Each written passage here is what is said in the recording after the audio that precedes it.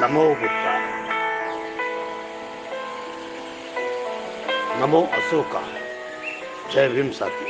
From father house, doctor Sachchidanand Pulkar.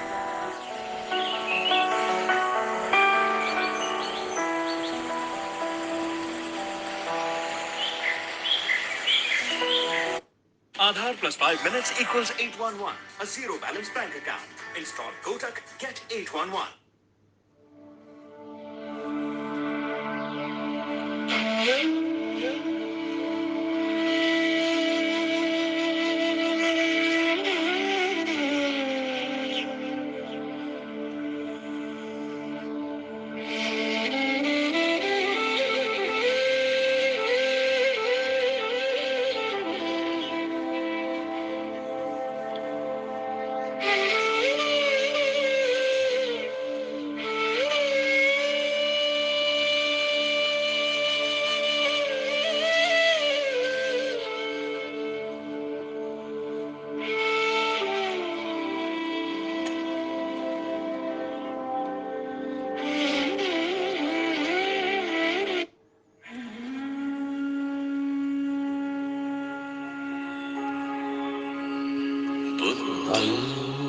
शरणं गच्छामि, बुद्धं शरणं गच्छामि, धम्मं शरणं गच्छामि, धम्मं शरणं गच्छामि, संघं शरणं गच्छामि, संघं शरणं गच्छामि,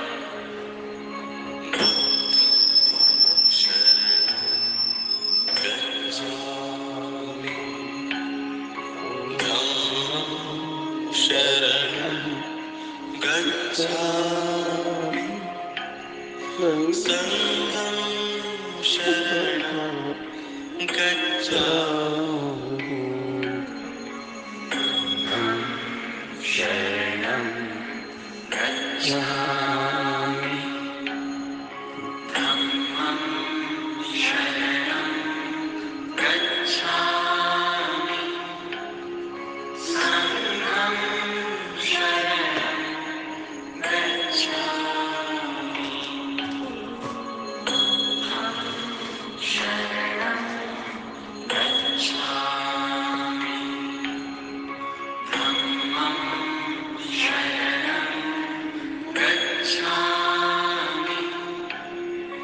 संघं शरणं गच्छामि, बुद्धं शरणं गच्छामि, धम्मं शरणं गच्छामि, संघं शरणं गच्छामि, बुद्धं शरणं गच्छामि, धम्मं शरणं गच्छामि, संघं शरणं गच्छामि, बुद्धं शरणं गच्छामि,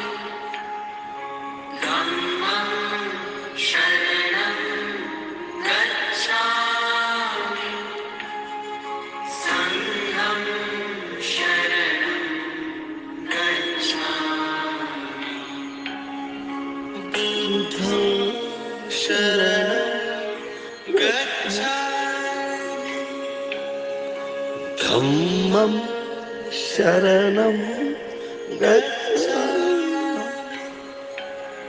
संघं शरणं गच्छामि, बुद्धं शरणं गच्छामि, धम्मं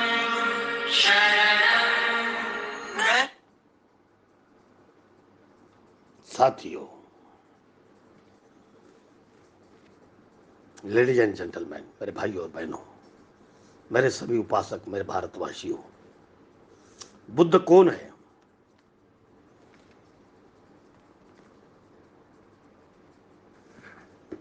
आओ दोस्तों, आज हम उन बातों को हाथ लगाएंगे। बुद्ध आखिर कौन है? अद्भुत रहस्य जो आप नहीं सुने होंगे। चलो आज हम बुद्ध के बारे में बताएंगे। बुद्ध आखिर कौन है? नमो बुद्धाय।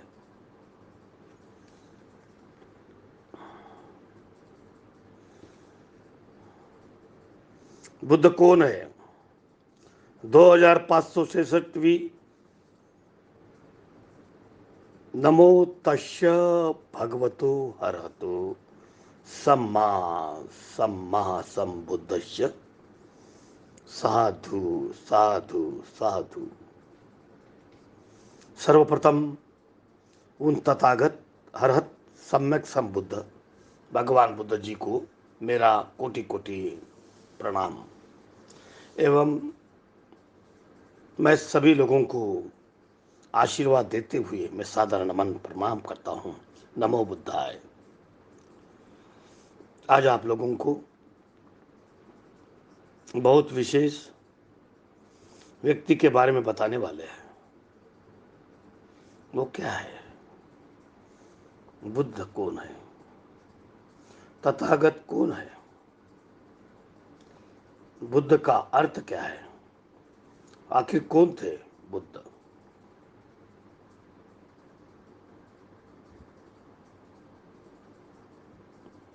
तो दोस्तों, आज हम बुद्ध कौन थे, बुद्ध का अर्थ क्या है और बुद्ध क्या है, इसके बारे में हाथ डालेंगे। दोस्तों, बुद्ध मतलब क्या होता है, इन सारे बातों को आज इस प्रवचन से आप लोगों को सीखने को मिलने वाला है। तो सुनने के बाद आप लोग अद्भुत हो जाएंगे। इस अर्थ कितना सुंदर था। भगवान बुद्ध जी बता रहे हैं, बुद्ध हवै कसो सत्य। तो सब कल्प में भी बुद्धों का जन्म अतिशय दुर्लभ होता है। आप लोगों को मालूम है, हम पहले भी बहुत बार प्रवचन में बता चुके हैं, एक बुद्ध बनने के लिए 100 साल बुझ जाते हैं, लेकिन बुद्ध नहीं होते, बहुत दुर्लभ हो जाता है। परंतु अब लोगों को मालूम नहीं क्यों बुद्ध लोगों का जन्म दुर्लभ है। बुद्ध लोगों की इस दुनिया में मुक्ति का मार्ग नहीं होता, उस मार्ग को उत्पन्न करने वाला बुद्ध लोग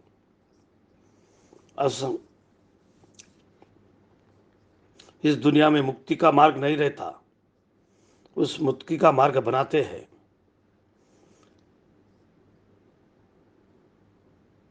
देव मानव को मुक्ति का मार्ग मालूम होता है, निर्वाण का मार्ग मालूम नहीं होता। उसको सिखाता तथागत बुद्ध ने उस मुक्ति का मार्ग को सारे देव मानव को बताया है, बता देते हैं। मग्गयो मग्ग विदु मग्ग कोतु, वे बुद्ध लोग ही मुक्ति के मार्ग के बारे में अनेक प्रकार से जानते हैं। मुक्ति का मार्ग बताने में अति दक्ष है। उस मुक्ति का मार्ग भली प्रकार से सुधारते हैं, जा चुके हैं। वे बुद्ध लोग ही इस दुनिया को बुद्धि का मार्ग, मुक्ति का मार्ग बताते हैं। इस तरह से दुर्लक्ष्य है बुद्धों का जन्म होना। आप लोगों को मालूम है, जब भगवान बुद्ध ने का जन्म हुआ था सिद्धार्थ का, कपिल वस्तु में राज परिवार में जन्म हुआ था। वो सबसे बड़े पले, सुख से पले। कि 16 वर्ष की आयु में विवाह होता है यशोधरा से, पूरा सुख संपत्ति से भरा हुआ था। परंतु उससे बीच एक दिन दिखाई देता है एक बूढ़ा व्यक्ति, एक बीमार व्यक्ति, ये मरा हुआ व्यक्ति उसी दिन उनके मन में जाता है क्या, ये सारे पानी बूढ़ा हो जाते हैं, बीमार पड़ते हैं, मृत्यु हो जाती है। फिर वो पूछता है कि मैं भी बूढ़ा हो जाऊंगा, मैं भी मर जाऊंगा। आप भी मर जाएंगे, बीमार पड़ जाएंगे, सारे लोग मर जाते हैं। उसका सारथी क्षण बताता है। उसी दिन में उसके दिन में क्वेश्चन आता है कि आखिर बुढ़ापा, मृत्यु से मुक्ति का मार्ग कहाँ है, कैसे इससे मुक्त हो पाएंगे। वो सवाल उनके मन में चला जाता है। उसी को ढूंढते हैं, वो ढूंढते हैं, खूब ढूंढते हैं, कहीं से सोल्यूशन नहीं मिलता। कि उस समय मुक्ति का मार्ग नहीं था। अंत में एक मुक्ति का मार्ग को खोजने के लिए अपना सारा धन, वैभव, सुख संपत्ति छोड़ देते हैं, राजपाट छोड़ देते हैं, घर त्याग तोड़ देते हैं, घर त्याग सन्यासी बन जाते हैं। किस लिए? कि मुक्ति का मार्ग खोजने के लिए वो सन्यासी बन जाते हैं। बुढ़ापा और मृत्यु से मुक्ति उस समय बहुत फेमस था। मुक्ति का मार्ग बताने वाले ऐसा था एक आलार कराम नाम का बहुत बड़ा तपस्वी था। उनके पास जाते हैं ये सिद्धार्थ, उसके तरफ जाते हैं, उनसे पूछते हैं। वो कहते हैं ठीक है, तुम सीखो, तुम्हें ये मार्ग पर आगे चल सकता है। कुछ ही दिन में उसका सारा टेक्निक, मेडिटेशन, ध्यान, समाप्ति सब सीख जाते हैं। वो आलार कराम तपस्वी जो सिखाते थे, आके कुछ ही दिन में ये सारा संपूर्ण करने का सिद्धार्थ वो सब सीख जाते हैं। परंतु इनको समझ में आया ये मुक्ति नहीं है। वो आलार क्रम जो तपस्वी, ये मुक्ति है। लेकिन ये सिद्धार्थ ये समझ गए कि ये मुक्ति नहीं है। इसके बल पर, इसके चिन्ह पर कि जन्म नहीं चाहिए, इनको चाहिए जन्म मृत्यु से मुक्ति का मार्ग। और उस समय फेमस था, पूरे भारत में फेमस था रामपुत्र उद्धव, जो बहुत आगे तक के ध्यान साधना में उनके पास जाते हैं सिद्धार्थ बोधिसत्व, और कुछ ही दिन में वो सब सीख लेते हैं। परंतु उन्हें समझ में आ जाता है ये मुक्ति नहीं है, इससे जन्म भी है। तब आगे मुक्ति का मार्ग खोजते हुए उस समय भारत में बहुत दुख तपस्या करने से मुक्ति मिलता है। आज भी है ना, भारत में हिमालय में बहुत सारा साधु लोग, असली में करने वाले बहुत कमी हैं। तो उस समय में भारत में यही मान्यता थी कि दुख देने से मुक्ति मिलता है। शरीर को दुख देने से 6 वर्षों तक के 6 साल तक के इतना कठोर दुख तपस्या की भगवान बुद्ध ने, उतना कोई नहीं कर पाता। अंत में इतना कर पाते हैं, पूरा उनका शरीर सूख जाता है, सारे नशे बाहर आ जाते हैं, आँख अंदर धर जाता है, पेट अंदर धर जाता है। पेट को छूने से रीढ़ की हड्डी टच होता था, पस होता था। इतना दुख तपस्या की भगवान बुद्ध ने, लेकिन समझ गए शरीर को दुख देने से मुक्ति का मार्ग नहीं मिलता। तो इस प्रकार दोनों मार्ग को छोड़कर सुखों का मार्ग को मुक्ति नहीं मिलता, शरीर को दुख देने से मुक्ति नहीं मिलता। फिर वो मध्यम मार्ग को अपनाते हैं, आर्य अष्टांगिक मार्ग। और कहाँ गए? बुद्ध गया में गए, बुद्धि वर्ष के नीचे अपने अनंत संसार में अनंत गुणों का बल से, पुण्यों के बल से बैठ जाता है बुद्धि वर्ष के नीचे मुक्ति पाने के लिए। तो इस बुद्ध बनने के लिए, मुक्त बनने के लिए एक जन्म नहीं, मेहनत नहीं किए, 2 जन्म नहीं किए, उनको संपूर्ण कितना बार किए, असंख्य 4 लाख कल्प होता था, 1 लाख कल्प होता, गणना नहीं कर सकते हैं इस काल परिच्छेद को। इतने समय पर वो क्या ट्राई किए, 10 गुणों को परिपूर्ण किए भले प्रकार से। दान दिए हैं, कितना दान दिए हैं, तो सामान्य किसी मनुष्य को उतना दान नहीं दे सकते, वैसा दान दिए हैं। अपना सब कुछ, घर द्वार जमीन, अपना जान तक के। एक जन्म में उनका नाम निमेराज आ रहता है, उनका आंखें मांगता है कि आपने आंखें निकाल कर दे दो। किस लिए? बुद्ध बनने के लिए। एक जन्म में अपना प्राण दान देते हैं बुद्ध बनने के लिए। एक जन्म में अपना घर दार, अपना हाथी, सब राजपाट अपना पूरा दान देते हैं। ऐसा किसी को कर नहीं सकता, ऐसा दान दिए है भगवान बुद्ध ने। असंख्य में 4 लाख कल्पों को दान दिए हैं, गिनती नहीं कर सकते हैं। इसके बाद सीलों का पालन किया अनंत रूप से, घर दार त्याग करके ब्रह्मचार्य जीवन बताए, तपस्वी जीवन बताए अनंत जन्मों से। किस लिए? बुद्ध बनने के लिए। ये 2 दिन का बात नहीं है, बहुत लंबा मेहनत किए। इस प्रकार 10 विशेष गुण था, 10 विशेष गुणों को अनंत जन्मों में परिपूर्ण किए बुद्ध बनने के लिए। वही पुण्य का बल सभी एकत्रित था सिद्धार्थ बोधिसत्व को। बोधि वृक्ष के नीचे बैठ जाते हैं, बैठते ही इस दुनिया में कोई है जो जो व्यक्ति को संसार में बांध के रखता है, वो नहीं पसंद की इस संसार से मुक्त हो जाए, मुक्ति पाए। कौन है? पापी मार जो है, भगवान बुद्ध बताए। वो आ गया, वज्रासन में बैठे रहने पर सारा बाधाएं किया, आग बरसाया, तलवार बरसाया, पत्थर बरसाया उस जगह से हटाने के लिए। लेकिन परंतु सिद्धार्थ बोधिसत्व अपने संसार में जो गुणों को प्रैक्टिस किए, उसी को स्मरण कर रहे थे। उस पुण्य के बल से अंत वो हार के चला जाता है।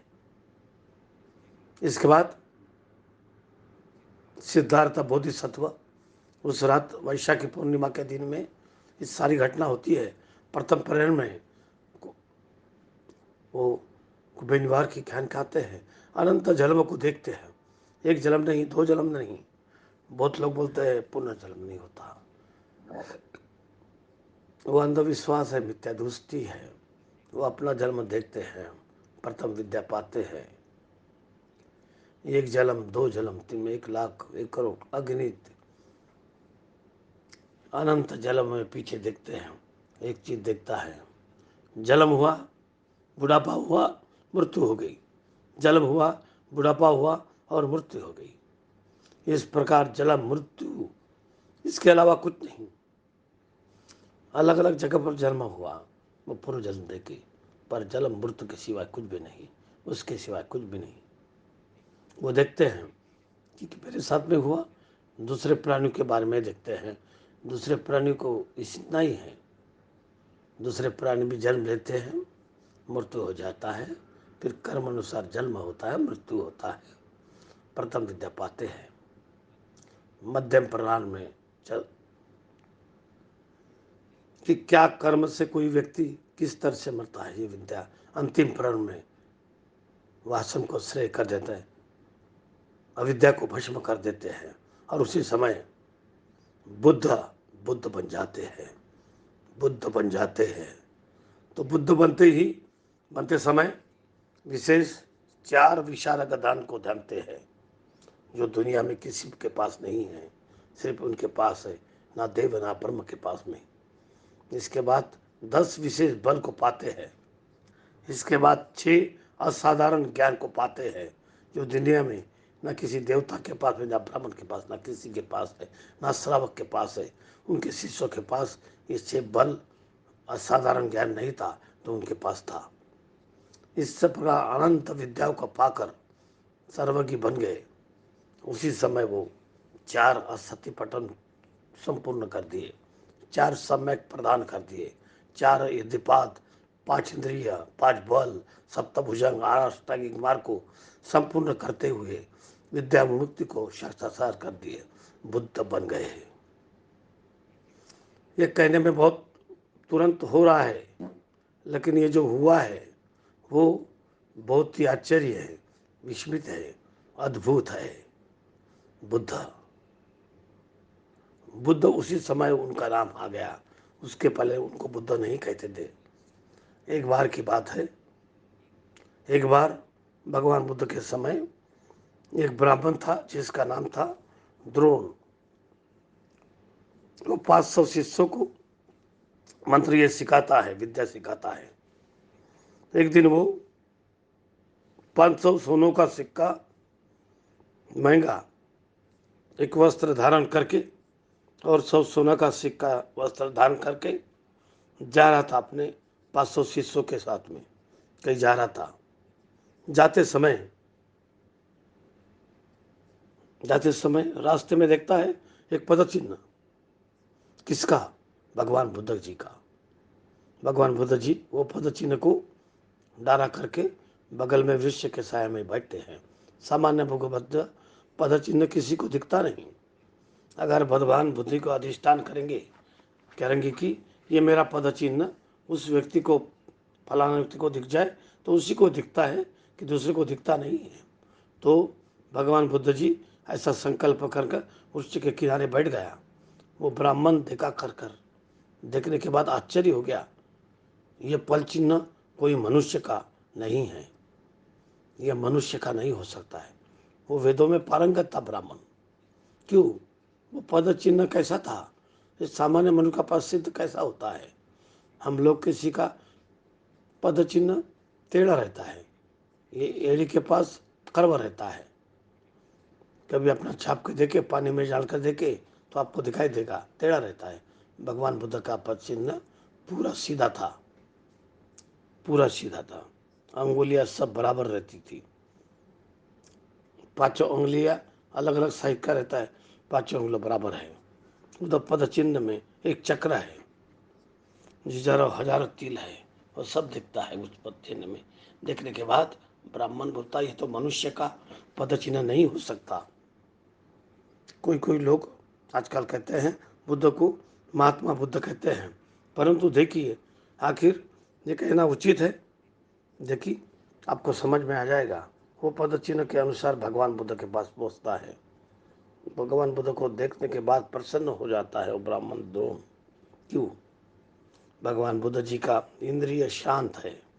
इंद्रिय मतलब आँख, कान, जीभ, शरीर, वो छह इंद्रिय पूरा का पूरा साफ होता है। उसको अपने कंट्रोल में कर चुके थे, विजय हो गए थे इन इंद्रियों पर। देखने में प्रसन्नता उत्पन्न हो रही थी। वो ब्राह्मण देखते ही प्रसन्न हो जाता है।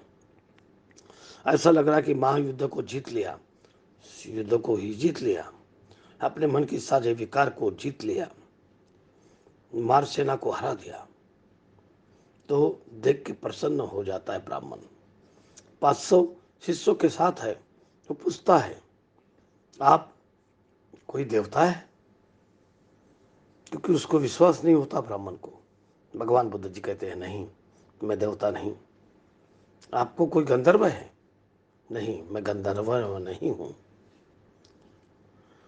तो आप कोई मनुष्य है, कोई मानव है?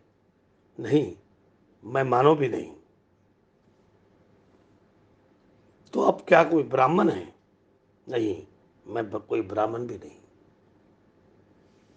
अब बड़ा अचंभा होता है इस ब्राह्मण को। ना देवता है, ना गंधर्व है, ना ब्राह्मण है, ना मनुष्य, तो फिर क्या है? तो कौनता है? तो फिर आप क्या है? आप क्या है आखिर? भगवान बुद्ध जी कहते हैं जिन आश्रमों के कारण के देवता माना जाता है, देवता यानी माना जाता है नहीं जी, आश्रम, आश्रम यानी क्लेश, क्लेश मतलब राग, क्रोध, मोह, माया, अलंकार, घमंड, मन की गंदगी, उसको आश्रम कहते हैं। तो देवताओं के पास में जो आश्रम होता है वो आश्रम मेरे पास नहीं है, इसलिए मैं देवता नहीं हूँ। जो आश्रम क्लेश गांधर्व में होता है मेरे पास में नहीं है, इसलिए मैं गांधर्व नहीं हूँ। जो आश्रम ब्राह्मण के पास होता है मेरे पास में नहीं, इसलिए मैं ब्राह्मण में नहीं। जो आश्रम, जो क्लेश, जो गंदगी मनुष्यों के है, मनुष्य के पास है, वो गंदगी क्लेश मेरे पास में नहीं, इसलिए मैं मनुष्य भी नहीं। तो दोनों ब्राह्मण आश्चर्यचकित पड़ जाता है। कौन है फिर आप कौन है? भगवान बुद्ध जी कहते हैं कि एक उदाहरण देते हैं। ब्राह्मण को बोलते समय उदाहरण सोच को, एक तालाब है, एक पोखर है, वो पोखर गंदगी है, कीचड़ से भरा हुआ है। उसी पोखर में एक कमल निकलता है। एक कमल 1-2 फुट ऊपर आकर खिलता है। कपर खिलने के बाद सुगंध फैल जाता है।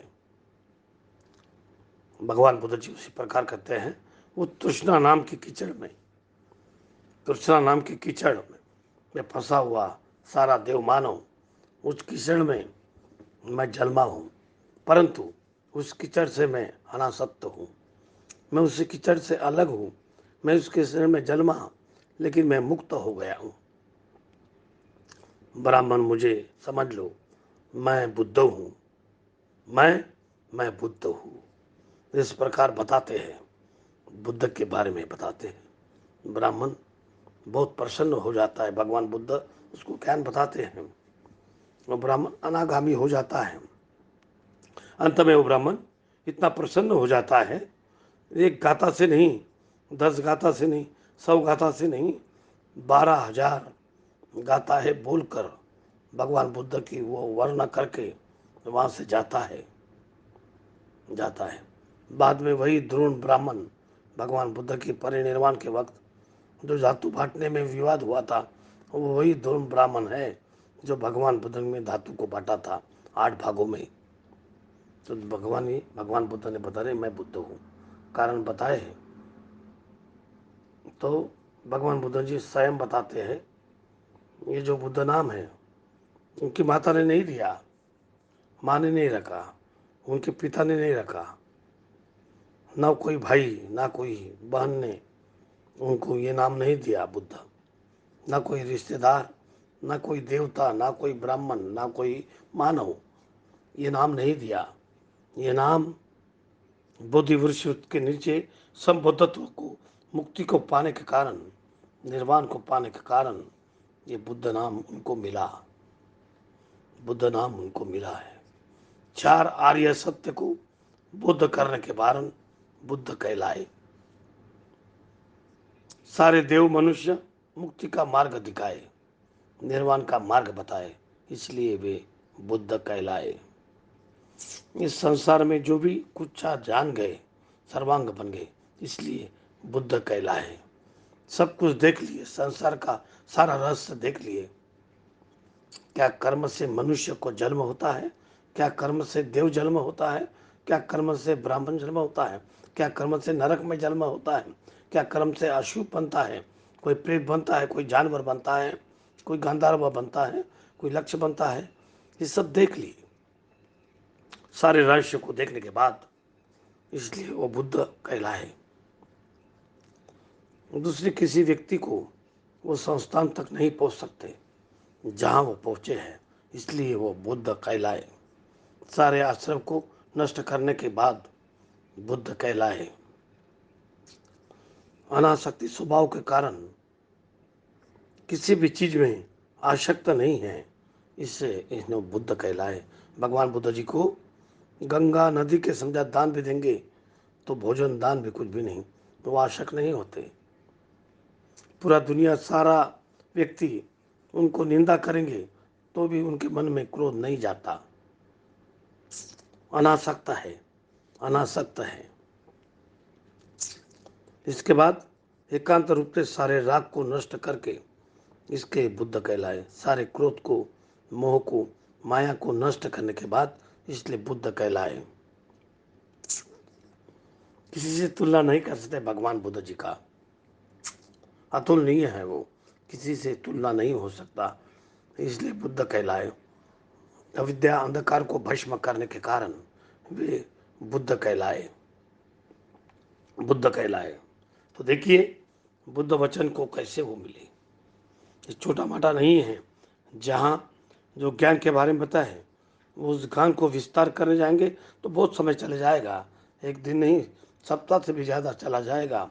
आगे एक ज्ञान के बारे में विस्तार करेंगे, उसके पहले हम कुछ बताने वाले हैं।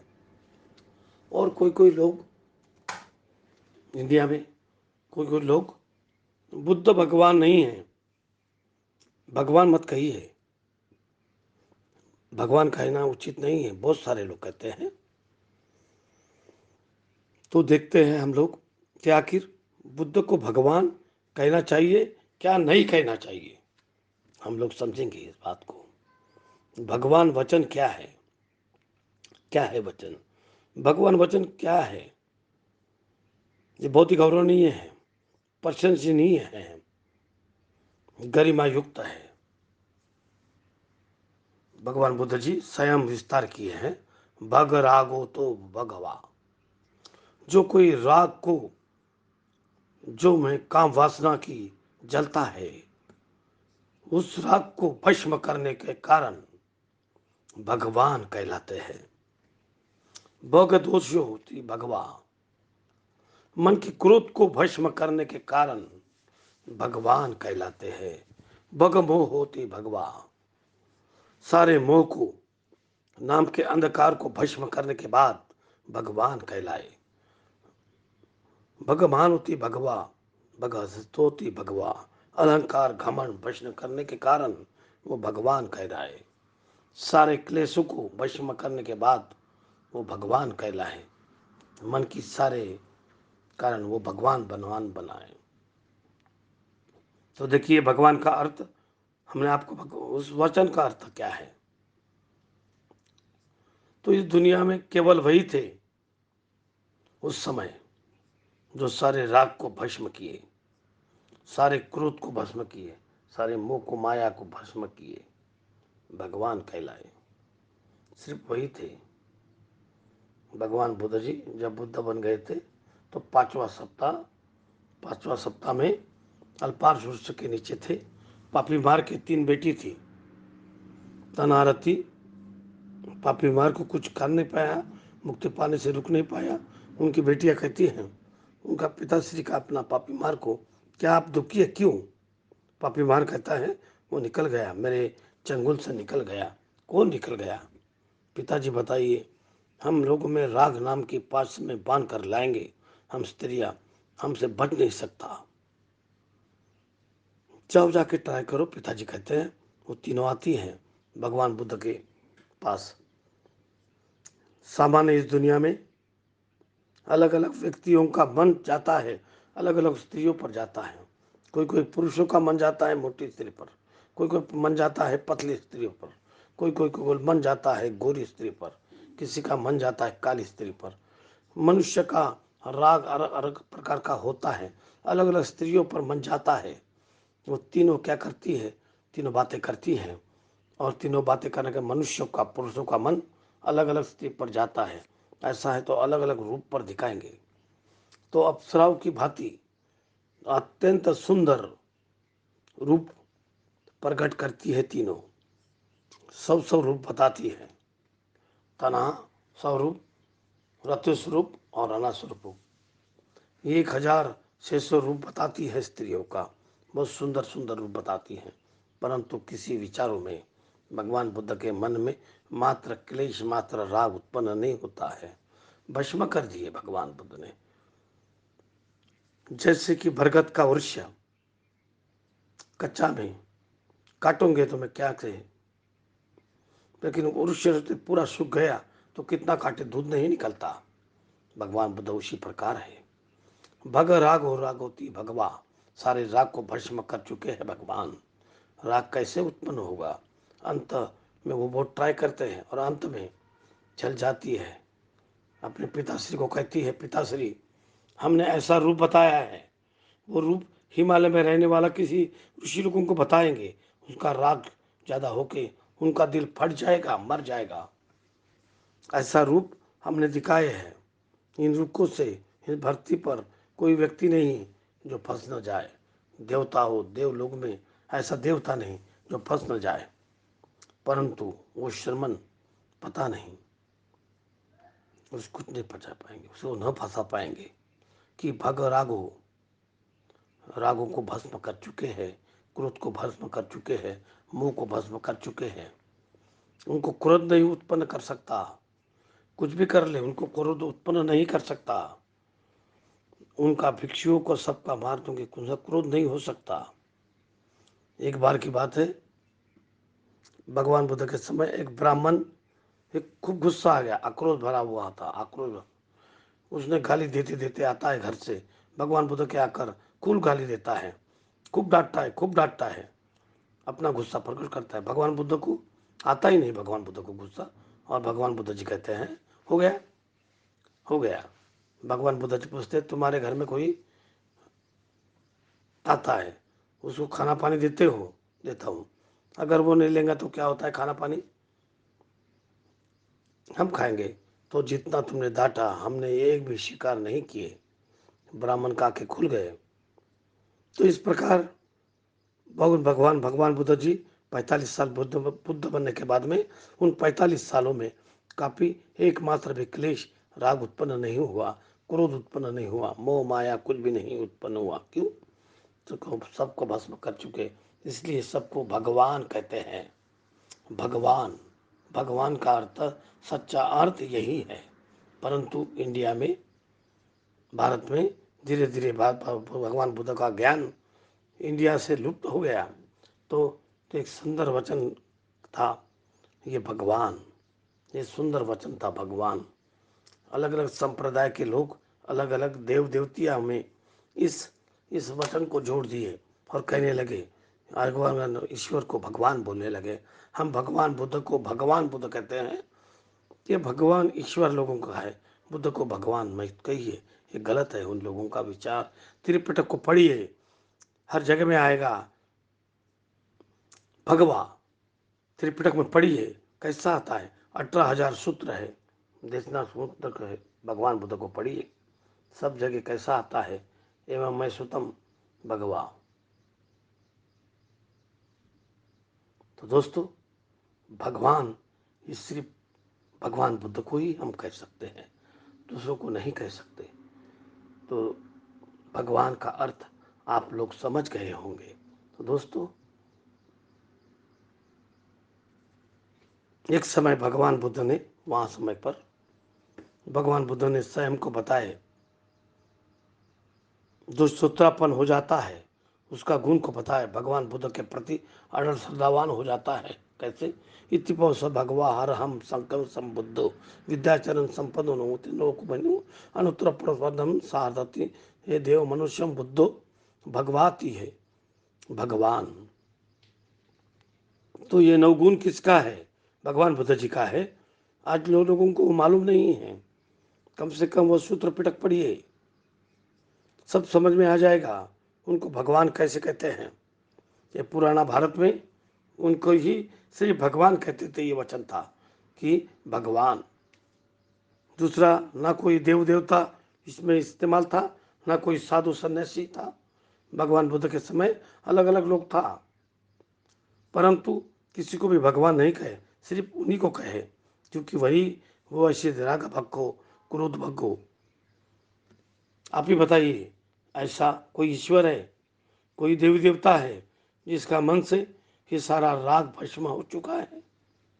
नहीं। सारा क्रोध भस्म हो चुका है? नहीं। मोह भस्म हो चुका है? अलग अलग पढ़ने के लिए मिलता है, अलग अलग सीरियल को मिलता है। राग की वशीभूत तो सब देव देवताओं को, सारे मानव क्रोध के वशीम होते हैं, मोह के वशीम होते हैं, आखिर कैसे भगवान? तो मेरा तात्पर्य किसी को निंदा करने का नहीं है, इस भगवान का सही अर्थ बता रहा हूँ। इसका अर्थ क्या था? अर्थ क्या था? भगवान बुद्ध जी स्वयं बताए, भगवती नेतम। भगवान बुद्ध ने बताया ये भगवान वचन उसकी माँ की ओर से नहीं मिला, पिता की ओर से नहीं मिला, ना बात ना ना भाई, ना ना कोई भाई ने नहीं दिया, ना कोई बहन ने नहीं दिया, ना सामान्य ब्राह्मण है खत्म, ना कोई श्रमण ब्राह्मण उसका नाम भगवान नहीं रखा, ना देवता ने, ना किसी देवता ने रखा, ना किसी ब्राह्मण ने रखा। विमुक्त कंती मेथन बुद्धांगन बुद्धाने बोधि मूल्यम सब सब्बनम नानक ज्ञान गतम लाना सचिका पयम है भगवा। बुद्धि वृक्ष के नीचे विमुक्ति अंतिम अवस्था को प्राप्त करते हुए बुद्ध ने सर्वज्ञीन गीता ज्ञात को प्राप्त करके साथ साथ जिस शुद्धि का स्वयं साक्षात्कार किए, उसी पर व्यक्ति भगवान नाम उनके स्थापित हुए, इसी कारण उनको भगवान कहलाए। बोधि वृक्ष के नीचे बुद्धत्व को साक्षात्कार किए, उसी के कारण उसी के सत्य भगवान कहलाए, भगवान कहलाए। तो देखिए, ये था भगवान का अर्थ, भगवा वचन का अर्थ। आपको मालूम नहीं है, जब जब भगवान बुद्ध जी बुद्ध बन जाने के बाद वो जो 5वां सप्ताह बोधि वृक्ष के नीचे बैठते हैं, फिर देखते पूरे दुनिया को देखते हैं अपने दृष्टि से, दिव्य दृष्टि से पूरे दुनिया को देखते हैं। वो सोचते कि हम ये ज्ञान किसको बताएं, ये मुक्ति का मार्ग किसको बताएं। वो देखने के बाद उनको दिखता है ये पूरे सारे देव देवताएं काम भोगों के सुख में डूबे हुए हैं, तृष्णा के जाल में फंसे हुए हैं, मोह के अंधकार में ढके हुए हैं, राग द्वेष मोह में पूरा का पूरा फंसे हुए हैं, काम वासना में लिप्त है। अरे इन लोगों को कैसे सूक्ष्म मुक्ति का मार्ग समझ में आएगा, इन लोगों को नहीं बताए, इन लोगों को समझ नहीं सकता। ये ज्ञान सूक्ष्म है, ये बहुत ही सूक्ष्म है। इस प्रकार वो दुनिया को देखने के बाद ज्ञान बताने को नहीं आता, नहीं आता, क्योंकि ये मेहनत करके लोग बहुत प्राप्त किए। 6 साल कठोर दुख तपस्या किए, बहुत मेहनत करने के बाद वो बुद्ध बन गए। तो इसलिए उनके मन में सोचे कि इसमें घिसने ज्ञान को किसको समझ पाएंगे। एक ब्राह्मण लोग में एक वर्मा श्याम बते को देखा भगवान बुद्ध को। अरे भगवान बुद्ध की सोच रहे ज्ञान नहीं बताने के लिए। वो कहता है न सती वे भूलो विनतो तो भूलो, तो ये लोग भस्म हो जाएगा, नष्ट हो जाएगा। बहुत समय के बाद बुद्ध लोग जन्म लेते हैं, वे ज्ञान बताने के लिए नहीं सोच रहे हैं। ऐसा कैसा हो सकता है। जो ब्रह्मा काश्यप भगवान को बुद्ध को भिक्षु था, सहायक नाम था उसका, वो भगवान काश्यप बुद्ध के समय ज्ञान के रास्ते पर चलता का अनागान रूप में जन्म लेता है। फिर वो ब्राह्मण वहां से अंतर्धाम होके भगवान बुद्ध के समाज में प्रकट होता है। भगवान बुद्ध को कहता है, वो कहता है हे भगवान जी, सबसे पहले वहां से वो भगवान बुद्ध को कहता है देशी ये बनते भगवा धम्मा, हे भगवान जी आप ये ज्ञान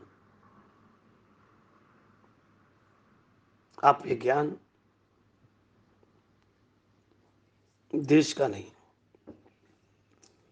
देशी सुगतो धम्मा, हे सुगत जी ये ज्ञान को उपदेश करिए। सबसे पहले वो ब्रह्मराज बुद्ध बनने के बाद वो भगवान वचन कहता है, इस्तेमाल करता है। इसके बाद वो कहता है संति सत्ता अपरजत्ता जाति का, हे भगवान इस दुनिया में धरती पर ऐसे व्यक्ति भी है जिसके मन में क्लेश कम है, असमानता धम्मता भविष्यता तंता अर्हंता आयु। ये अगर उनको ज्ञान सुनने को नहीं मिलेगा वे लोग पतन हो जाएंगे। उनको ज्ञान सुनने को मिलेगा तो इस ज्ञान को वो बोध करेंगे। फिर भगवान बुद्ध जी ज्ञान को बताने के बाद में मन बता लेते हैं। तो बताओ, वो ब्राह्मण राजा सबसे पहले उनको आमंत्रित कहता है भगवान वचन बोल के। तो भगवान वचन का अर्थ कितना सुंदर था। एक और अर्थ बताते हैं। उस सब भगवान बुद्ध जी सारे लौकिक सुख को पार कर दिए। लौकिक सुख को पार करके निर्वाण के सुख को पाने के कारण, निर्वाण सुख का स्वयं बनने के कारण वो भगवान कहलाए। तो देखो भगवान का अर्थ क्या है। ये बुद्ध भी कहलाए, बोधि वृक्ष की छाया में संबुद्धत्व को पाने के लिए। वो भगवान भी कहलाए बुद्धत्व पाने के लिए। तो वो बुद्ध और भगवान दोनों का अर्थ बुद्ध गए बुद्ध वृक्ष की छाया में बैठ कर बुद्ध प्राप्त करते हैं। वो सारा वचन उनका हो जाता है। हम जो पहले बहुत सारा ज्ञान के बारे में बताए, अलग अलग ज्ञान के बारे में बताए, ये ज्ञान के बारे में हम बताते हैं भगवान बुद्ध का। उनका ज्ञान अद्भुत है, असीमित है। उस ज्ञान का नाम है इंद्रिय परोपरि ज्ञान। 6 ज्ञान किसी के पास में नहीं है, ना देव ना ब्राह्मण, ना किसी के पास में, ना उनके श्रावण के पास में। तो इंद्रिय पर ज्ञान पर क्या होता है, भगवान बुद्ध की कोई व्यक्ति आता है, भगवान बुद्ध की उसकी आर्ट से देखते हैं, मनुष्य को देखते हैं, उसका पूरा हिस्ट्री दिखता जाता है भगवान बुद्ध को। अनंत संसार में वो क्या क्या किया, मनुष्य को क्या पुण्य किया, क्या पाप किया है, वो सारा दिखता है। किस जल में एक छोटा सा पुण्य किया है, वो सब दिखता है भगवान बुद्ध जी को। इस व्यक्ति को कितना पुण्य है, कितना श्रद्धा है, कितना समाधि है, कितना स्मृति है, वो सब दिखता है। क्या क्या गंदगी है, सब दिखता है। फिर भगवान बुद्ध जी उसको ऐसा ज्ञान बताते हैं, वो बुद्ध को बुद्ध हो जाता है, उस ज्ञान को बुद्ध उदाहरण बताते हैं। देखिए, अंगुली मार्ग जन्म हुआ था, जब जन्म हुआ था ज्योतिष लोग क्या बताए थे, हे भविष्य में महाचोर बनेगा, राजा को बताया था कि ज्योतिषों को उतना ही दिखा था चोर बनेगा, उसके अलावा कुछ नहीं दिखा। वो सचमुच में चोर बन गया अंगुली मार्ग, अहिंसक, लेकिन चोर बन गया, अहिंसक नाम रखा था। जब जंगल में जाते समय चोर बन गया, जब भगवान बुद्ध जी उसकी ओर देखे, इंद्रिय परोपरि के ध्यान से देखे, वो चोर बना। लेकिन पिछले संसार में उसने बहुत सारा पुण्य उसके पास में है, मुक्ति को पाने के लिए उसके पास में है। वो केवल भगवान बुद्ध को ही दिखा, दूसरा किसी को नहीं दिखा। भगवान बुद्ध गए, ज्ञान बताए, वो समझ गया, अंगुली मार डाकू मुक्ति पा लिया, मुक्ति पा लिया, निर्वाण पा लिया। मैं तो दूसरा किसी को भी नहीं समझ सकता था। वो क्या, उसको भी भाग्य में भगवान बुद्ध को दिखता है, किसके पास भाग्य है, किसके पास सब साफ साफ दिखता था। एक और घटना बताते हैं, भगवान बुद्ध के समय में एक भंते जी था, उनका नाम था चोलपंथक, छोटा भंते था, भिक्षु बन गया। ये गाथा याद करने के लिए उसका भैया है, उसका भैया एक भंते जी के आर्त बन गए थे। एक गाथा याद करने के लिए 4 महीना हो गया, 4 लाइन का एक गाथा याद नहीं आया। उसका भैया बोले, तुमको याद नहीं कर सकता, तुम इस रास्ते पर तुम अपने घर जाओ, घर जाके पुण्य करके जियो। लेकिन अहरता है उसका भाई बंते जी, लेकिन अरहर लोगों को भी वो दिखता नहीं है, उसका भाग्य क्या है अंदर से।